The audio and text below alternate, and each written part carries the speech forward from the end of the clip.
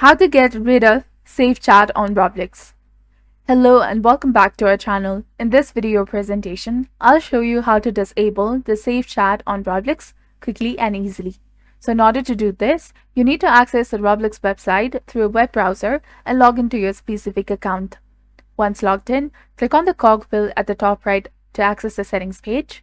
And the first step is to verify your age by providing necessary information like your birth date. If parental controls are enabled, make sure that you disable them or have the PIN ready to proceed. Next, navigate to the Privacy tab where you can find the chat filtering level, and this is a key setting to change in order to turn off Safe Chat. Make sure that this option is unlocked after verifying your age and ensuring that the parental controls are off. By following the simple steps, you can easily, effectively disable Safe Chat on Roblox. If you found this video helpful, please consider liking and subscribing for more useful tips and tutorials. Thank you for your viewership and support. See you in the next one.